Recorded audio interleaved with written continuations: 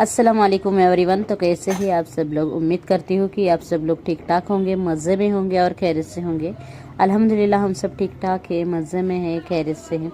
तो लेके आई हूँ मैं नया वीडियो कुकिंग का ही। मुझे ना शाम का वीडियो बनाने में थोड़ा इजी गिरता है खाने का, इसलिए मैं वो शूट कर रही हूँ। अगर मैं कुछ नया भी अगर देखूँगी सीखूँगी ना तो मैं अपलोड कर दूँगी। अगर आप मेरे चैनल पे नए आए होंगे तो स्वागत है, वेलकम है आपका मेरे चैनल के ऊपर। मैं मेरे चैनल के ऊपर ना डेली व्लॉग्स अपलोड कर देती हूँ कुकिंग का। अगर मैं कुछ स्पेशल बना रही हूँ तो वो भी अपलोड कर देती हूँ। प्यारी से बेटी है मेरे चीकू, उसके थोड़े से वीडियोज़ अपलोड कर देती हूँ। और अपनी वीडियोज़ मतलब जैसे शॉर्ट्स में कॉमेडी या 90 सॉन्ग वो अपलोड कर देती हूँ। ठीक है, अगर आपको मेरे वीडियोज़ पसंद आते होंगे तो उसके ऊपर कमेंट कर दीजिए, लाइक कर दीजिए और आपके फ्रेंड सर्कल में, आपके रिश्तेदारों में मेरा चैनल को शेयर कर लीजिए प्लीज़। क्योंकि क्या है ना, आपका एक सब्सक्राइब मुझे बहुत मोटिवेट करता है रोज़ वीडियो अपलोड करने के लिए। और यूट्यूब में अगर कुछ करना होगा तो वो उसके लिए रोज़ वीडियोज़ अपलोड करना होता है। अगर हमें सब्सक्राइब नहीं मिलते, व्यूज़ नहीं मिलते तो हम डीमोटिवेट होकर फिर से बैठ जाते हैं और हम कुछ नहीं कर पाते हैं यूट्यूब के ऊपर। तो इसलिए मैं आप सबसे रिक्वेस्ट करती हूँ कि प्लीज़ सब्सक्राइब कर लीजिए चैनल को मेरे, और मुझे मोटिवेट होने के लिए सपोर्ट कीजिए। तो आज मैं बनाने वाली हूँ दालचा, चिकन का दालचा बनाने वाली हूँ। पहले नहीं आता था मुझे, मैंने सीख लिया है।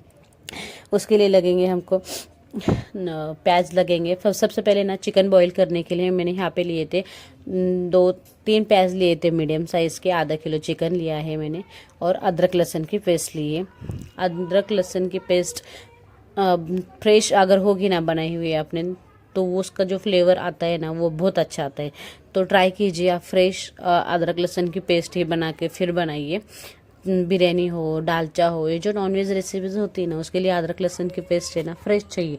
तो फ्लेवर एकदम इतना उसके अंदर घुल के ना बहुत मस्त आ जाता है। आप कभी ट्राई कर लीजिए और ट्राई करने के बाद में मुझे कमेंट करके तो बताइए प्लीज़। सॉरी, ठीक है। तो यहाँ पे ना अब मैंने ना बॉईल करने के लिए डालने वाली चिकन। और हाँ, चिकन को ना अच्छे से धो लीजिए सबसे पहले। अभी के फिलहाल अभी क्या करते हैं ना सब लोग, विनेगर आ चुका है तो विनेगर से धो लेते हैं उसको। लेकिन मुझे विनेगर से धोना है ना थोड़ा जरा अलग, चिकन में कुछ अलग फ्लेवर मतलब ऐसा बास जैसी आती है। और है ना ऐसे रफ चिकन लगता है, रफ ऐसा हाथ से आप टच करोगे ना तो उसके, तो इसके वजह से तो एक है ना देसी टिप दे देती हूँ मैं आपको। क्या करना है, चिकन धोने का आप 2-3 पानी से धो लीजिए चिकन। उसके बाद में ना आपके घर में जो भी गेहूं का आटा, ज्वारी का आटा, कोई भी आटा होगा ना उससे आप चिकन को ऐसा लगा के ना फिर धो लीजिए। क्योंकि फिर ना वो चिकन की स्मेल और वो जो गहन होती है ना सब अच्छे से आटे से ना साफ़ हो जाती है और वो अच्छा चिकन भी उससे ना साफ़ हो जाता है। तो यहाँ पे मैंने वही किया था और मैंने फिर यहाँ पे बॉईल करने के लिए डाल दिया था। नेक्स्ट फिर ना जब तक ये बॉईल हो रहा था ना तो फिर मैंने क्या किए थे, प्याज किया। और फिर मैंने बघार के लिए ना और 3 प्याज लिए थे और छोटे छोटे से 4 टमाटो लिए थे। प्याज पहले से भी डाले हमने करके, थोड़ा सा प्याज कम लिया था मैंने, 4 टमाटर लिया था। मुझे टमाटर थोड़े से ज़्यादा लगते हैं, थोड़ा ऐसा मसाला क्रिएट होता है ना उसके वजह से। तो मैंने 4 टमाटर काट लिए थे बाजू में। और वो खड़े काटने हैं हमें, लंबे लंबे लंबे टमाटर भी, और प्याज भी, कोतंबीर भी काट लिए थे। और कद्दू भी हमें आधा कद्दू लिया था मैंने, एक कद्दू में से काट के बीच में। तो ये जो बाजू में रखा आपको दिख रहा है वो पूरा आधा कट करके लिया था मैंने, पीसेस में कट करके। फिर बाद में ना जब ये बॉईल हो जाता है ना चिकन, उसको साइड में रख के हमें उसी कुकर में ना दाल डालनी है। दाल पे यहाँ पे लेंगे मसूर की, तुअर की, मूंग की, और एक सेम क्वांटिटी में लेनी है। आप चाहे तो मसूर की दाल थोड़ी कम कर लीजिए क्योंकि वो मुझे ऐसे लगती है घट गाढ़ा ज़्यादा होता है उसमें, इसकी वजह से थोड़ा कम लेती हूँ मसूर की दाल। कोई कोई यहाँ पे चने की दाल भी डाल देता है, मैं चने की दाल नहीं डालती हूँ, वो हमें डाइजेस्ट नहीं होती है, मेरे घर में नहीं चलती है।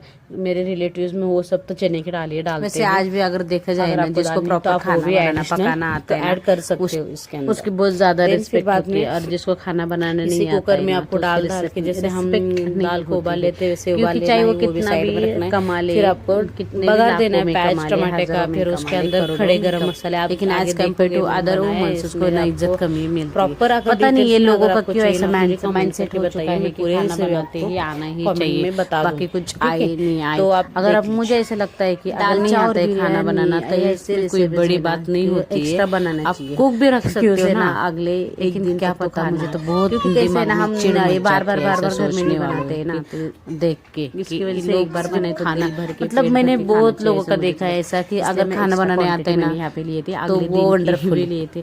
हमारा नाश्ता भी इसमें हो गया था। एक्चुअली पता है क्या, इस इतना क्वांटिटी लिया था मैंने, तो आप भी उस हिसाब से कीजिए। और दालची को, बिरयानी को अच्छे से, चिको भी कभी ना इतना सालन के चपाती नहीं इतना ध्यान दे के खाती नहीं, लेकिन दालचा बनने के बाद में ना वो चपाती दालचा अच्छे से इंजॉय करती है, हमारे साथ में भी बाद में भी खाती है, उसको भी बहुत पसंद आते हैं दालचा जब बनाता तो। Okay bye, take care. Dalcha आप इंजॉय कर लीजिए, रेसिपी पूरी देख लीजिए। अगर कुछ डाउट होंगे तो मुझे कमेंट करके ज़रूर बताइए, मैं उसमें आपको हेल्प करूँगी ज़रूर। आपको डिटेल में रेसिपी चाहिए तो वो भी मैं आपसे पूरी शेयर कर दूँगी। और अपने घर वालों का, खास करके अपने बेटियों का ध्यान रखिए। आपने मालेगांव का सुना ही होगा कैसा हुआ है करके। ये जिम्मेदारी अब हमारे पे है, हम नहीं भरोसा कर सकते किसी के ऊपर। एक माँ को मुझे तो लगता है कि इसके ऊपर भरोसा ही नहीं करना चाहिए। फ़िलहाल का ज़माना ऐसा हो चुका है बहुत। पहले क्या होता था ना, मेरे अम्मी अब्बा जब काम पे जाते थे ना, तो हमें आप पड़ोसी के भरोसे पे छोड़ के भी जाते थे। कभी कभी तो अगर कुछ ज़रूरत में मतलब घर में कुछ काम निकला है, 1-2 बार तो घर में कलर देना था रात के टाइम के ऊपर, क्योंकि दिन भर मेरे अम्मी अब्बा काम को जाते थे, तो हमें पड़ोसी के घर में सुलाया हुआ था। मेरे इतना भरोसा था उस टाइम पे, इतने लोग अच्छे थे, लेकिन किसी ने किसी को ऐसा टच नहीं किया था, कुछ नहीं, मतलब खाना खिलाने के, अच्छे से बात करने के, सब हो जाने का। लेकिन अब वैसा ज़माना नहीं है। मैं इवन मेरे बेटे को भी मैं बाहर है ना, घर के बाहर खेलने के लिए तो छोड़ती बिल्कुल भी नहीं हूँ।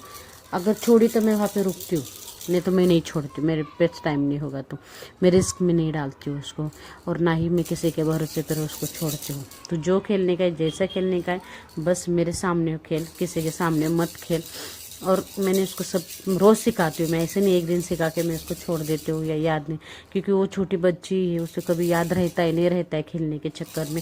इसलिए रोज़ उसको नहाने के समय में बैड टच, गुड टच, किधर हाथ लगाना चाहिए, किसने किसने नहीं लगाना चाहिए, ये सब मैं सिखाती हूँ उसको।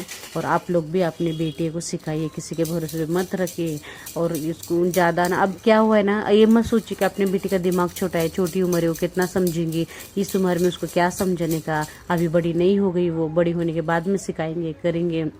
ऐसा बिल्कुल भी नहीं करना है। अभी से ही ना सब उनके दिमाग में डालिए, वो हैंडल कर लेते हैं, उनका दिमाग उतना होता है, क्योंकि अभी की जनरेशन जो है ना बहुत आगे की है।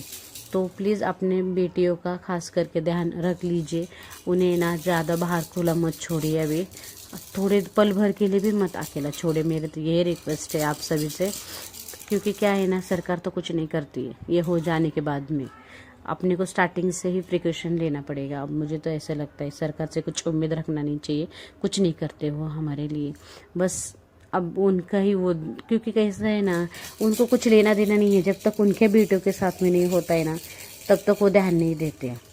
जब, क्योंकि हमारे बेटे के साथ हो रहा है, हम एक आम इंसान है, उनको हमारे से कुछ लेना देना नहीं है। उनको लेना देना जब इलेक्शन आता है ना तभी होता है, बाद में इलेक्शन ख़त्म होने के बाद में वो तो कौन मैं कौन, वो किसी को नहीं पहचानते वो लोग, ऐसा है।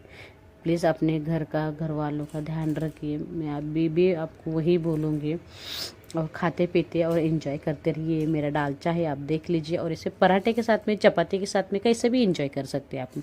तो फिर बाद में मैंने चपाती सब पहले वटाऊ सब साफ करके, बाद में चपाती का आटा गूंद के यहाँ पे चपाती डालनी थी मैंने।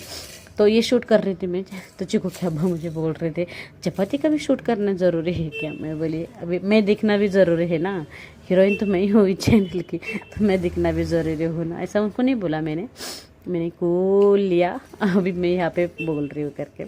तो चपाती के साथ में एकदम गर्म गर्म चपाती पराठा बनाइए और इन्जॉय कर लीजिए। चलो बाय। आप फिर से आपको मैं रिक्वेस्ट करूँ, मेरे चैनल को सब्सक्राइब करके जाइए, लाइक करके जाइए, कमेंट करके जाइए, और चैनल शेयर कीजिए।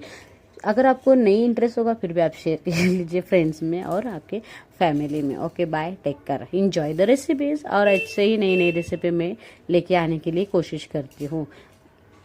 Bye bye.